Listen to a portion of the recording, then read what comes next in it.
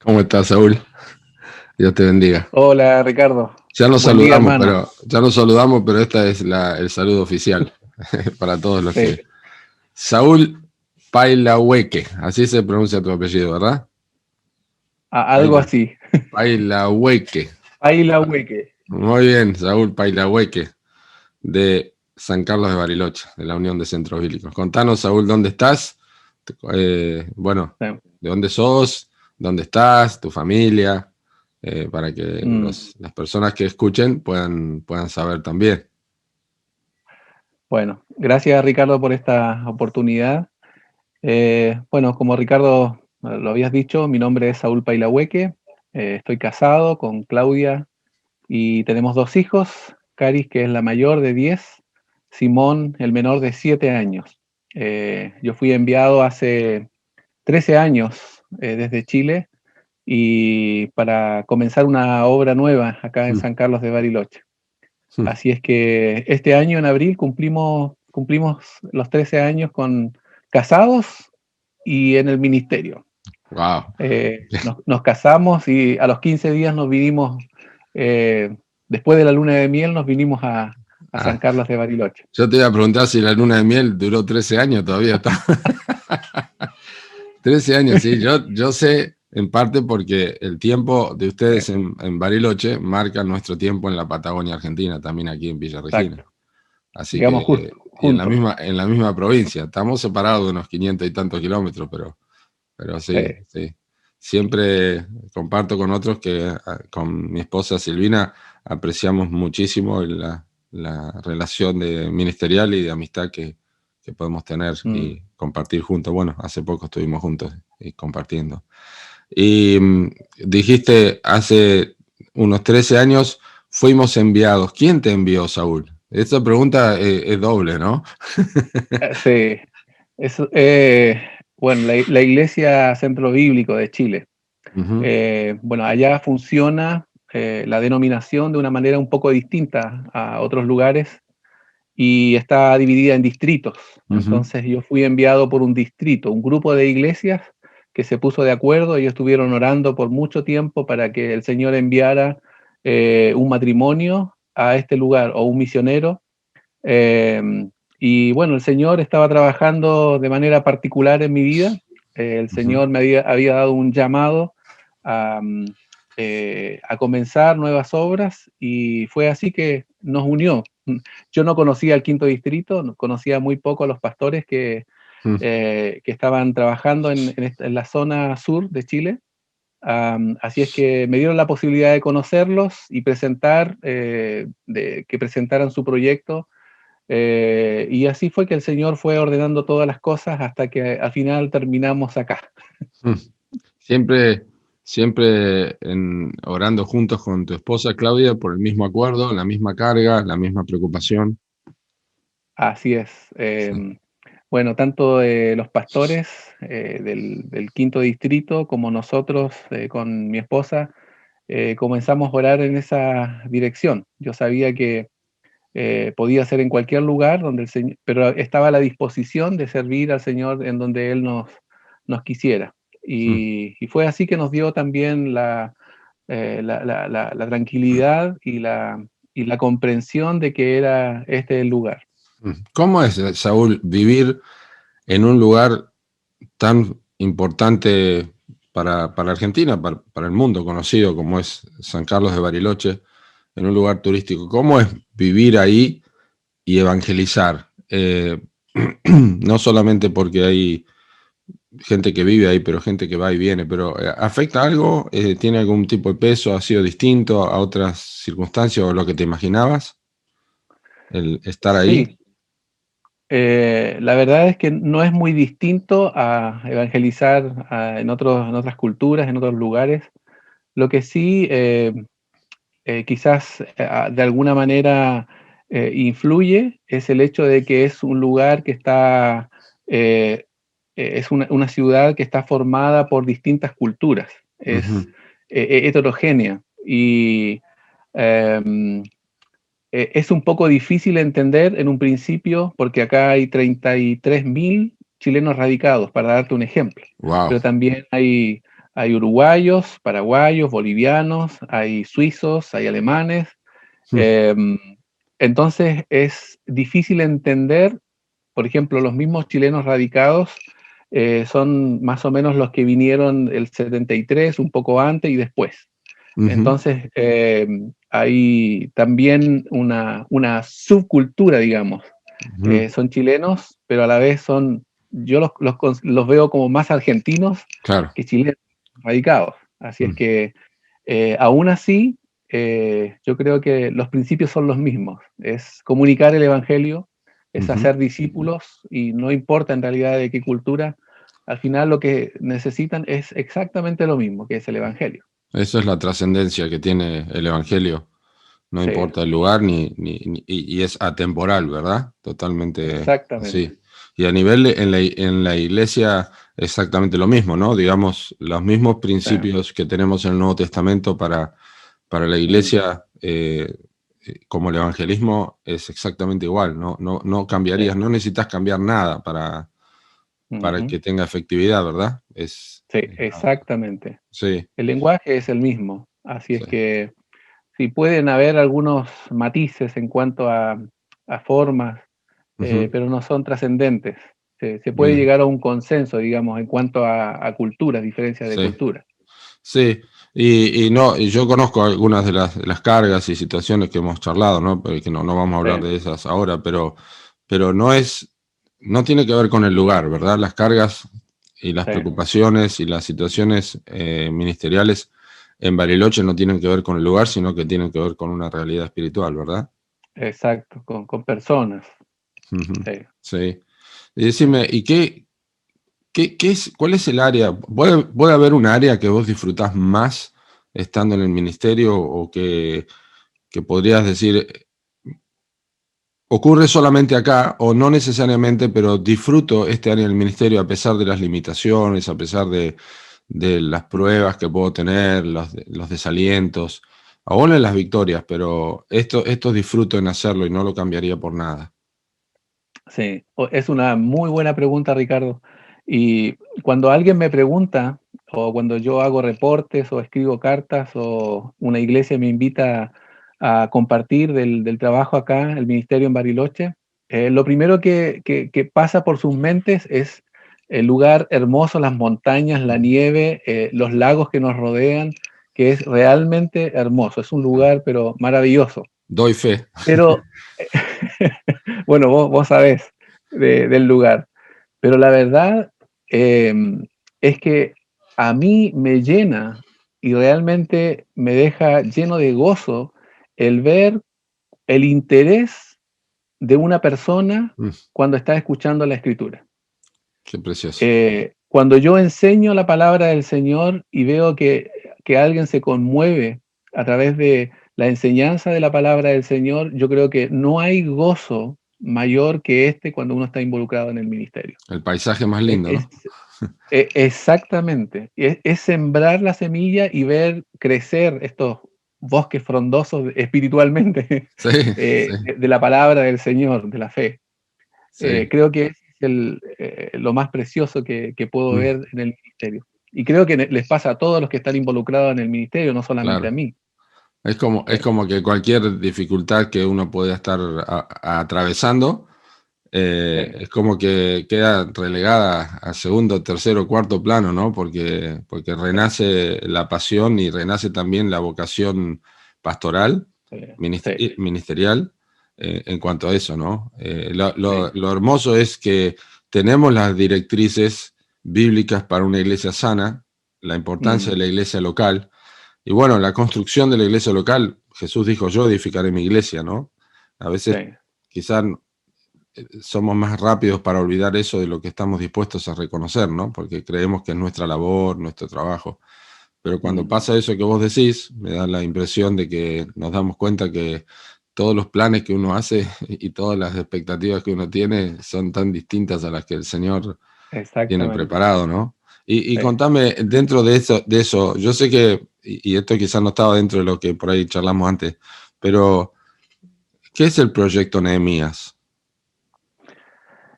El proyecto Nehemías nace, y te digo que no fue la comprensión o la visión mía en un principio. A mí me compartieron los pastores, como te decía, en Chile, esa comprensión de levantar una iglesia bíblica en este lugar. Es decir, reedificar nuevamente los muros, levantar el templo. Estoy hablando del aspecto Sí, sí, espiritual, claro. y tiene que ver con volver a la palabra del Señor. Ujú, Y creo que este es el camino, el correcto. Es más difícil en un lugar donde en realidad hay muchas iglesias donde han desvirtuado el Evangelio, ujú, se han alejado de la Escritura, pero vemos también los frutos. Yo sé que es un trabajo lento, pero a la larga va a tener sus frutos. Quizás yo no ujú. voy a verlos como quisiera, pero van a venir otros y va a haber una base. Así es que en eso consiste el proyecto Nehemías, Sí, volver nuevamente a las escrituras. sí. Y, y, y cómo va el muro en eso. Va lento, Va lento. va lento. No es en 52 días, ¿no? Como, como Nehemías. Va Quizás son lento. años. Faltan más Nehemías, Esdras, que puedan también aportar para seguir levantando el muro. Es una Sí. ciudad que no tiene muchos habitantes, Ujú, no son más de 150, 160.000 habitantes, claro. pero con una necesidad tremenda del evangelio bíblico, Ujú. de la escritura. ¿Les afectó mucho digamos, desarraigo, Saúl, de tu lugar, de tu gente? ¿Pensás que fue algo intensivo al principio, que es espasmódico cada tanto, o que ya está superado eso en la gracia del Señor y que están en ese lugar? Pues, estoy pensando en esto. Sí, Básicamente hay un aspecto solitario, ¿no? Estando ahí, sí, yo lo conozco, como muchas de las iglesias de la Patagonia y en otros lugares. No es que sí. Patagonia tenga una coronita en cuanto a eso, pero especialmente el tema de la soledad. Sí. Fue un tema difícil, es un tema que cada tanto vuelve, es un tema superado. Hay algo que vos podés añadir o decir, esto puede ayudar a quienes van a pasar por esto también. Sí. Bueno,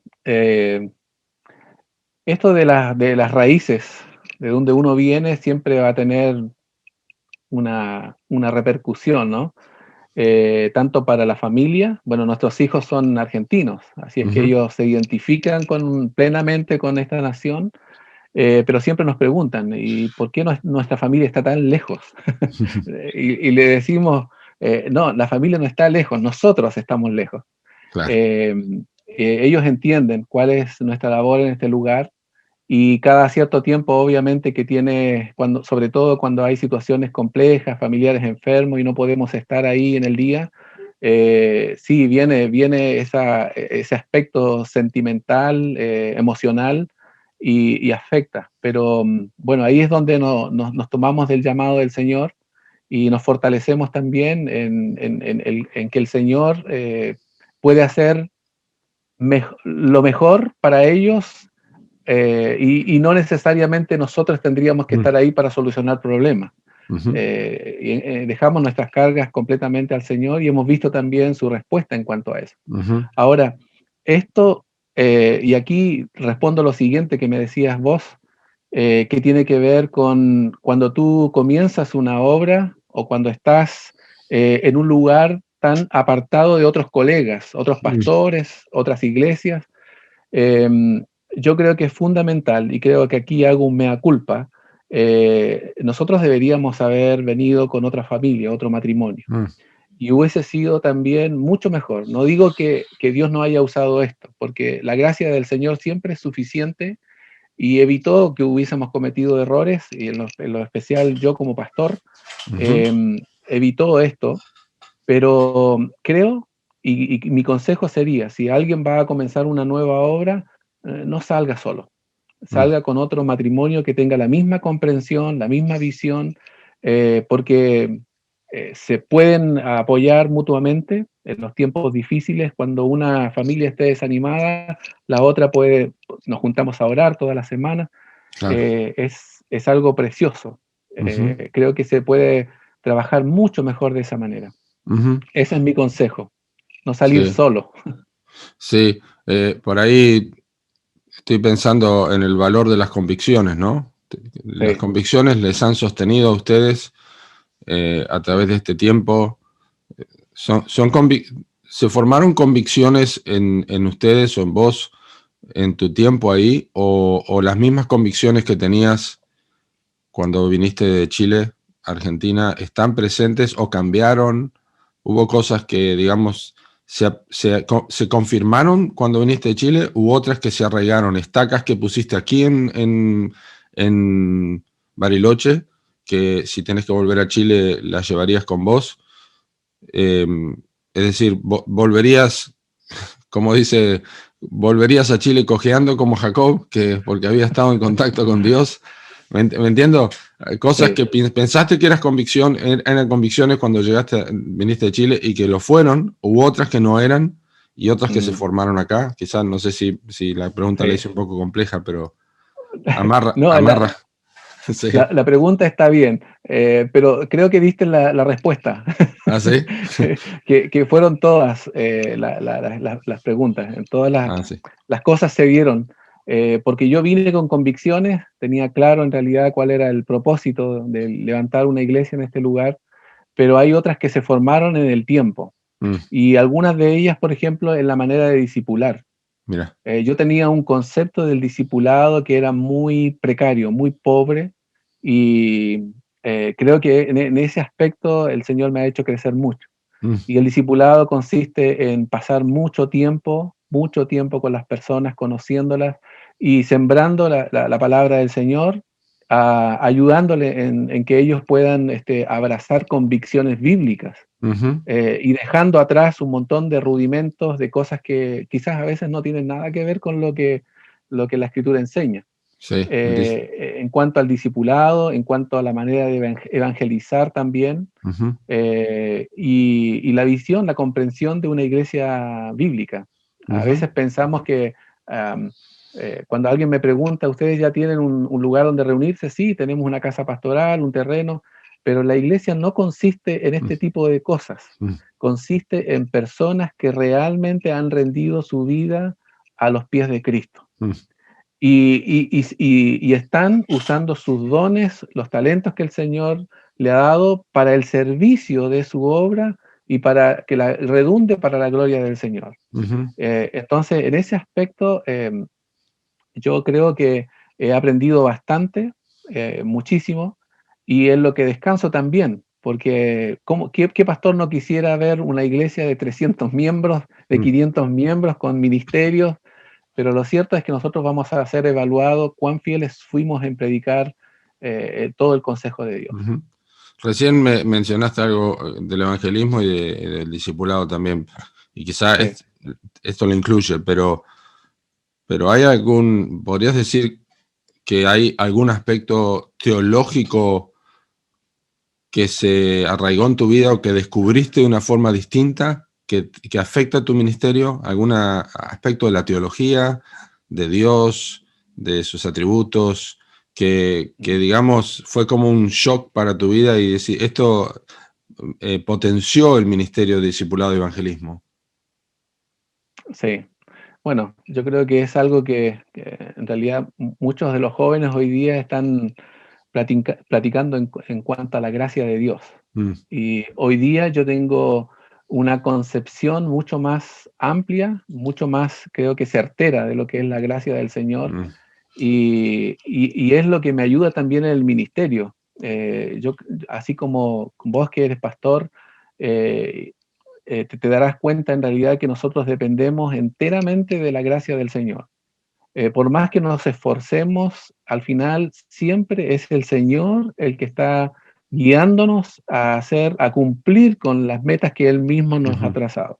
Sí. El entender esto de la gracia del Señor, que no depende de mi esfuerzo, de que yo pase horas y horas machacando poniendo la palabra del Señor en las mentes de las personas, no depende en realidad de mi esfuerzo en sí, sino de quien da el crecimiento. Sí. Así es que esto, hermanos, me ha hecho entender que al final es Dios quien está detrás de nosotros.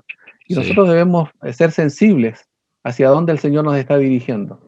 Como Pablo dijo en 1 Corintios, ¿no? He trabajado más que todos ellos, no yo, sino la gracia de Dios conmigo. Exactamente. ¿Cuánto nos cuesta a veces Sí. eso? ¿Entender? ¿Cuánto daño hacemos a las ovejas, no? Porque las estamos tratando de obligar a comer y no nos damos cuenta Claro. que tenemos que hacerle oír la voz del pastor. Es nuestra tendencia, ¿viste? A hacer planes y presentarlos al Señor para que los firme. Sí, Pero sí. no es así, no es así. Sí. Tenemos que estar con un poquito más sensibles a la voz del Señor y a través de su palabra, cómo nos va orientando para poder hacer su voluntad, no la nuestra. Sí. Unas cositas más, Saúl, que quería Sí. preguntar. Todo esto que vos me compartiste recién en cuanto a la gracia del Señor, ¿cómo afectó este último año con el tema del COVID, del confinamiento? ¿Se descubrió más eso o se redescubrió más eso, se potenció o dejó en evidencia debilidades? Un poco de todo pasa, ¿no? Pero en tu vida especialmente y en la obra en Bariloche. Sí, sin duda. Esto yo lo he visto como de parte del Señor. Yo creo que estamos en un tiempo en que el Señor está probando a su iglesia y está manifestando lo que realmente somos. Y creo que qué mejor tiempo para que evaluemos nuestra vida. Y lo hemos hecho con mi esposa cuando charlamos y cómo el Señor nos da entendimiento para sobrellevar este tiempo. Pero también hemos visto cosas que han aparecido en nuestro corazón que ni siquiera pensábamos que estaban. Y obviamente tenemos que evaluarlas ante el Señor y con toda la sinceridad reconocer de que muchas cosas no hemos hecho bien. Como también hemos visto en nuestros hermanos, algunos los hemos visto firmes en el Señor a pesar de la situación y debilitados también. Claro. Y eso obviamente nos afecta, pero entendemos que Dios está tratando no tan solo conmigo como pastor, no tan solo con nosotros como familia, sino también con cada uno de los integrantes de esta congregación y con todo su pueblo en general.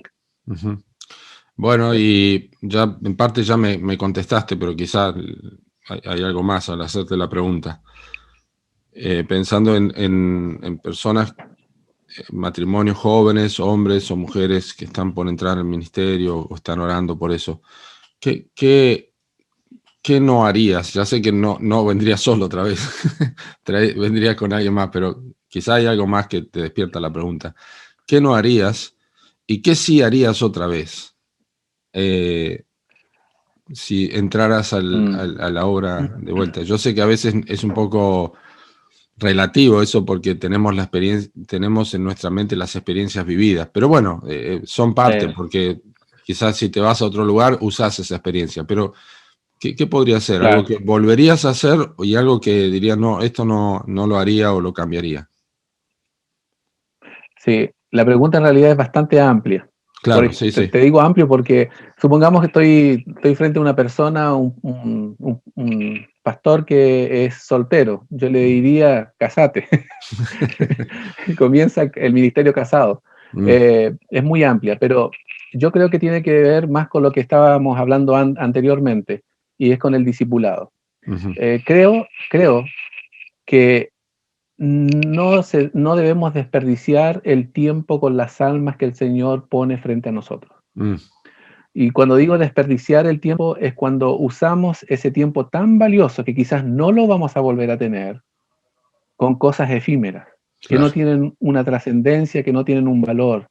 Nosotros podemos armar una charla hablando de alguna cosa que no tenga importancia, pero al final siempre tenemos que llegar a la escritura y a la confrontación de esa persona en el aspecto espiritual.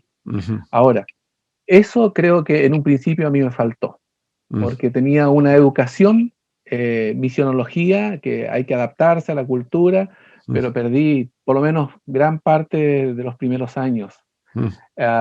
Y creo que esto no lo volvería a hacer.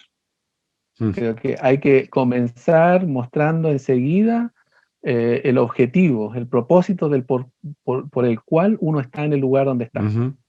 Ese es por un lado. Sí. Por otro lado, creo, si yo tuviese que dar un consejo a la juventud mayormente, es que no se apresuren por hacer cosas para el Señor, sino importante. Más bien que se enfoquen en ser verdaderos discípulos, que estén preparados para poder formar nuevos discípulos a la imagen de Cristo. Nada más. Tremendo, tremendo, sí. Es muy bueno eso, Saúl. Alguien dijo una vez, estamos más ocupados del reino que del rey. Y, sí. y Pablo estaba crucificado con Cristo y quería ser hallado, sí, al final de su carrera, ser hallado, terminar su carrera con gozo, ¿no? Y el pensamiento de que va a dar cuenta delante del Señor. Pero sí, excelente, excelente eso. Saúl, muchísimas gracias por el tiempo. No sé si querés agregar algo más. Sí, Ricardo, solamente, mira, déjame unos segunditos, ¿sí?, leer un pasaje que ha afirmado mi corazón. Excelente. Y que me ha hecho también meditar y evaluar el ministerio. Dale. Y está tomado de Jeremías. Es un versículo muy conocido, capítulo 9, verso 29. Así dijo Jehová: no se alabe el sabio en su sabiduría, ni en su valentía se alabe el valiente, ni el rico se alabe en sus riquezas, mas alábese en esto el que se hubiere de alabar, en entenderme y conocerme, que yo soy Jehová, que hago misericordia, juicio y justicia en la tierra, porque estas cosas quiero, dice Jehová. Precioso. Hermoso, ¿no? Sí, precioso. Gracias por recordarnos esa verdad, Saúl. Los queremos mucho, apreciamos el ministerio en Bariloche. Casi que son como héroes para nosotros, de fe, ministeriales. De verdad, es un gozo y saber que están ahí y bueno, disfrutar. Y obviamente que el impacto de un lugar turístico, cuando nosotros hemos ido, es precioso. Yo soy fanático de la montaña y le hago eso, pero tiene un tinte muy particular cuando uno puede ir para ahí, saber que puede encontrar un matrimonio, una familia preciosa con quien tener comunión. Pesa mucho más que el paisaje, te digo la verdad. Eso es precioso. Así que muchas gracias por el tiempo. Esperamos que esto el Señor lo use para otras personas. Gracias a todos por poder estar participando de estas pequeñas charlas que hacemos con pastores. Como siempre digo, no son los conocidos, ni tampoco los que quieren ser conocidos, como ninguno de los que son conocidos han querido ser conocidos, pero Dios los usa diferentes y queremos saber que estamos todos en el camino de Hebreos capítulo 11 para que no seamos perfeccionados aparte de otros. Pero muchas gracias, Saúl, por tu tiempo y que el Señor les bendiga mucho. Amén. Bendiciones, hermano. Nos vemos. Chao, chao. Chao.